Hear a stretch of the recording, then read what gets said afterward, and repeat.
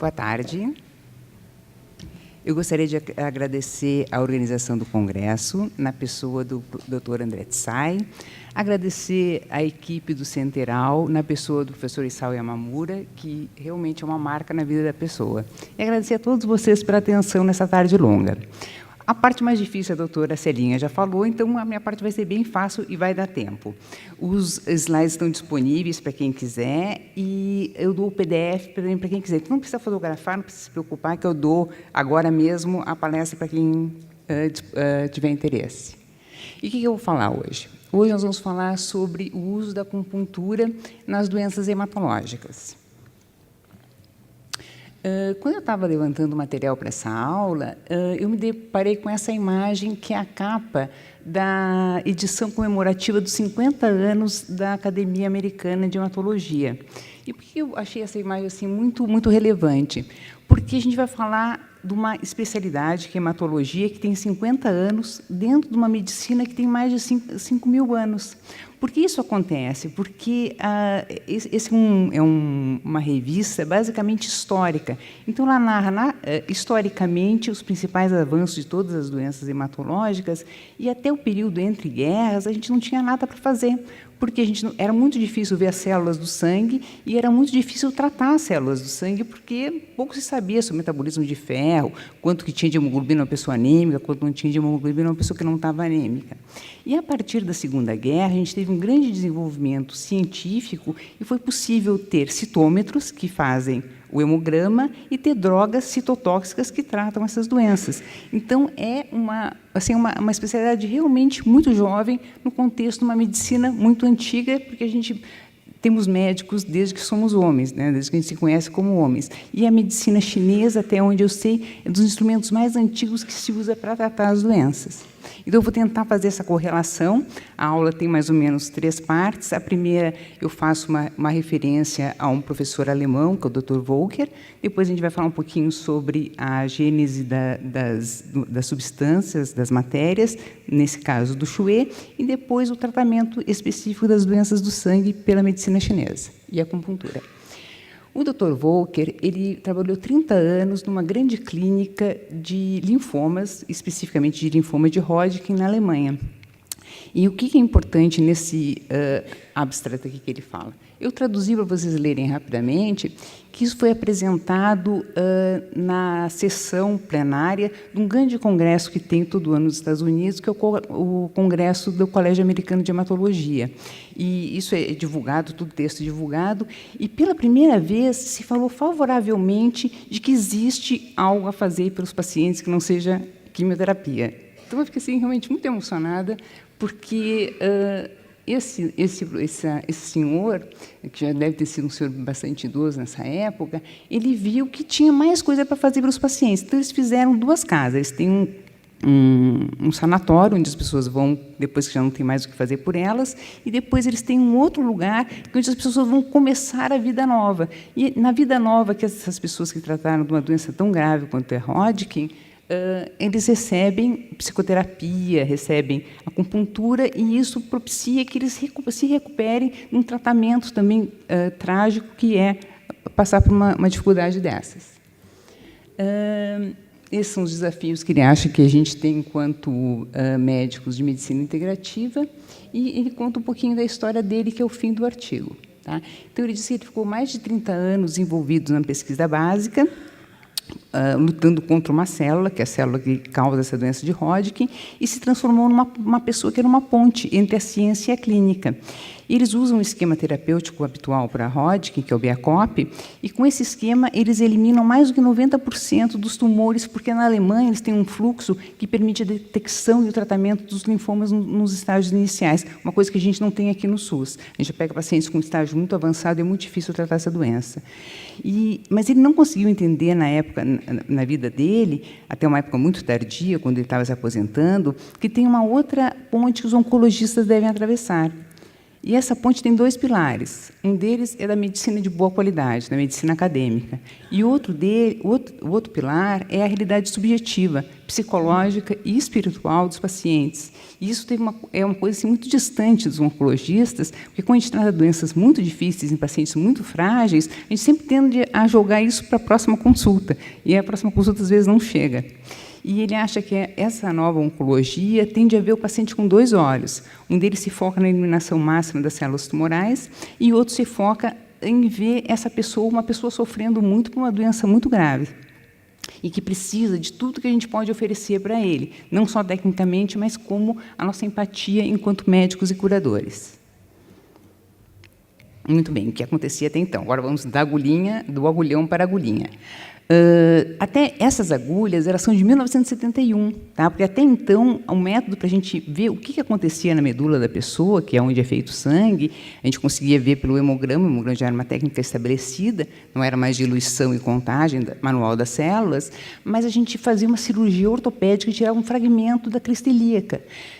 A minha professora, a doutora Irene, ela foi na Alemanha trazer na bolsa essas agulhas. E, a partir desse momento, a gente tem essa agulha aqui, que é uma agulha de mielograma, que permite ver a citologia da medula, e essa aqui, que é uma agulha de biópsia, uma agulha oca também, que permite tirar um fragmento histológico da medula. E o que a gente vê? A gente vê as células do sangue, tá certo? Esse é um mielograma, uma citologia de uma medula normal, onde a gente pode ver, eu vejo o GAN, eu vejo o Shen, eu vejo o PI, eu vejo as coisas funcionando aí dentro, porque a medula está aonde? Ela está dentro do rim. Então, a gente tira um fragmento, dentro do mais íntimo que a gente tem, está na medula dos ossos. Então, a gente tira um fragmento de osso e a gente consegue ver a histologia. Então, essa parte aqui mais rosinha são os ossos, e aqui nós temos as ilhas, as ilhotas, onde está nascendo todo o sangue, está tendo toda a produção de sangue. E, com isso, o que eu acho que é muito importante? Que o sangue é uma coisa muito profunda. As células do sangue, elas estão muito no nosso íntimo, então elas são coisas muito difíceis de mobilizar e de tratar.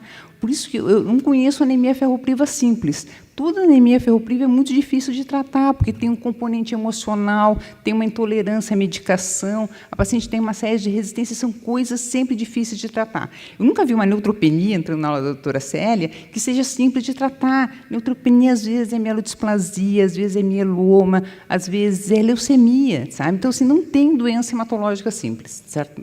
Coisa que não existe. Por quê? Porque está dentro da raiz do osso, está dentro do íntimo da gente. É o yin do yin.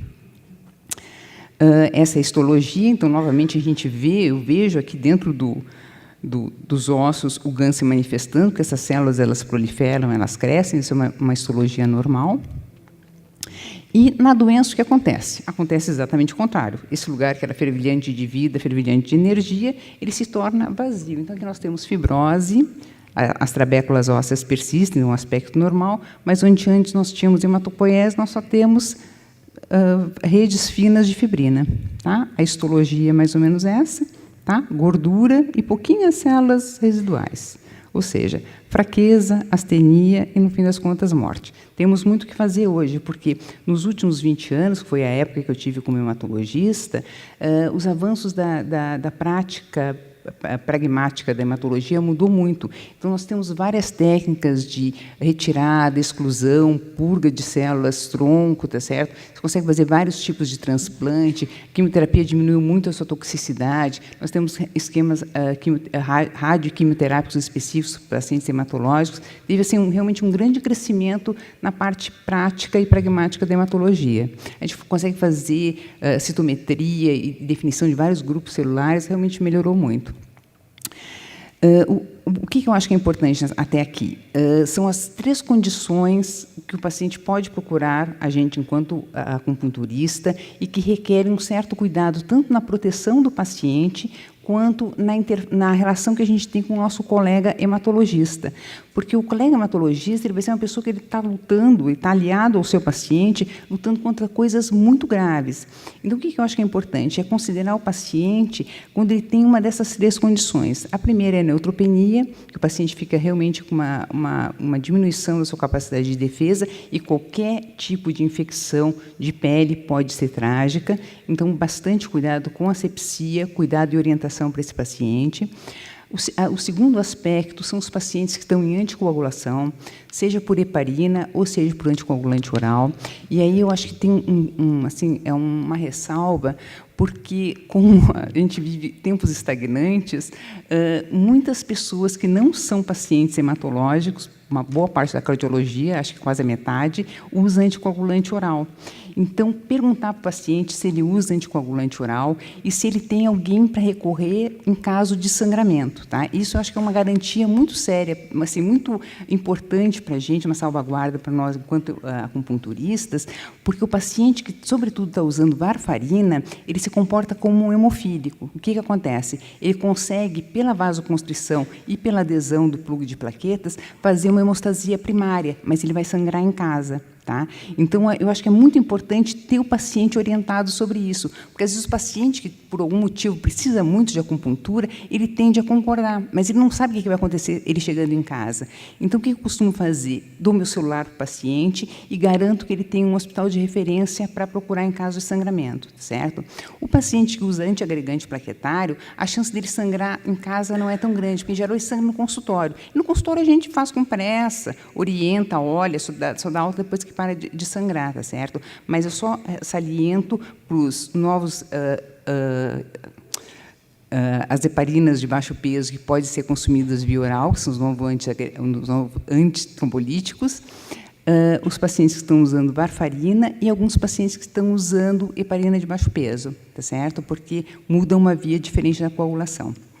Outra coisa importante são os pacientes que estão em quimioterapia, porque o paciente em quimioterapia também é um paciente bastante frágil. Tá? Sobretudo aqueles colegas que trabalham em hospitais, também bastante cuidado, conversar e trocar alguma ideia com a equipe que está assistindo esse paciente, porque, às vezes, é um paciente frágil, um paciente instável. Então, eu acho que é só importante estabelecer um bom vínculo com o profissional que está assumindo o cuidado com esse paciente.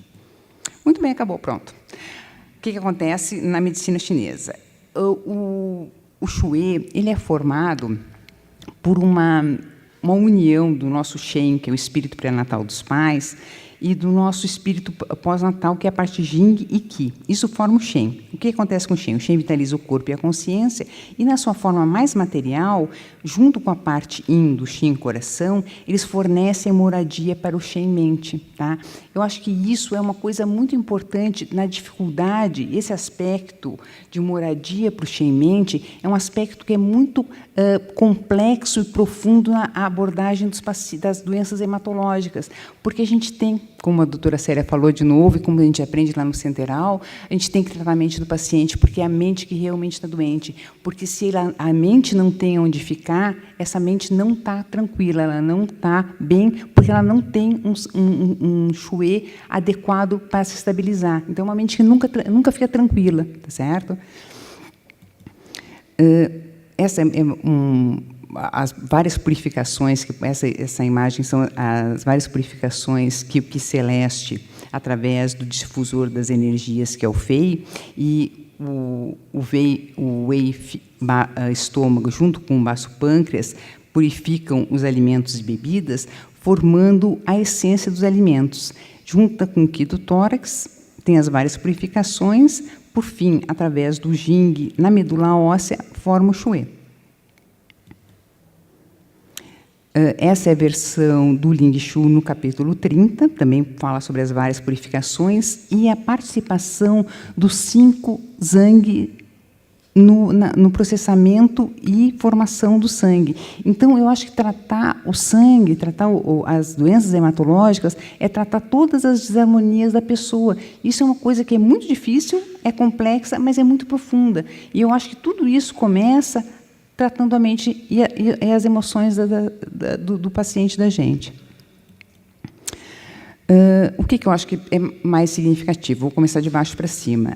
A melhor experiência que eu tive no tratamento dos pacientes hematológicos foi utilizando as técnicas de mobilização do Ki mental, que é uma técnica desenvolvida pelos doutores Yamamura, na Escola Paulista de Medicina, que basicamente procura, com uma técnica de relaxamento, pesquisar no passado do paciente a emoção que levou ao processo de adoecimento.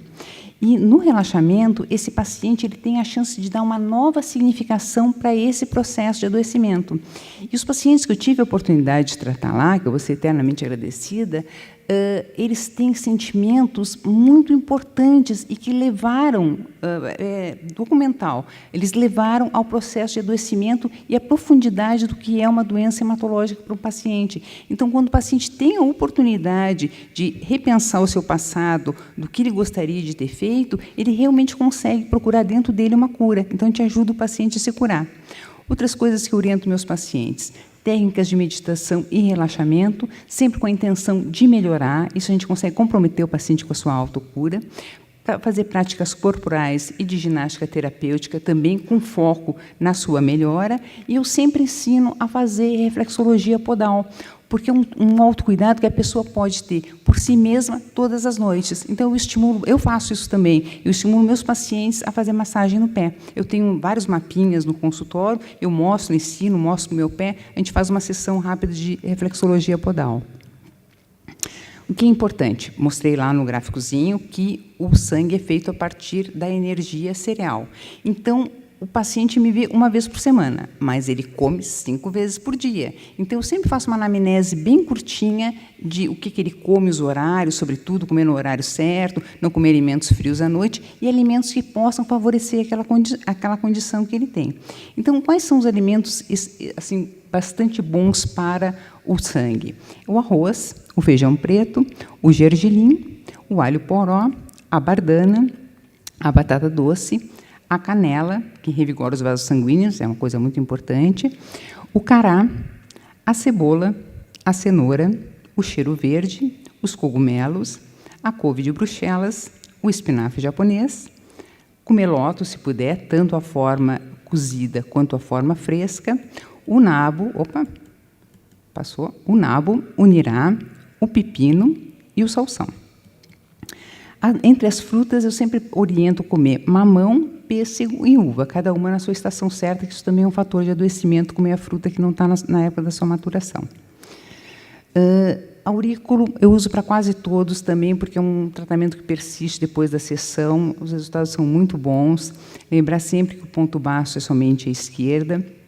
Sempre trato o ponto sangue, tem a tríade anti-hemorrágica, suprarrenal, baço, pituitária, tratar o ponto diafragma, que equivale diretamente ao bexiga 17, e usar o ponto sanjal, que fornece energia e fortalece o Ki.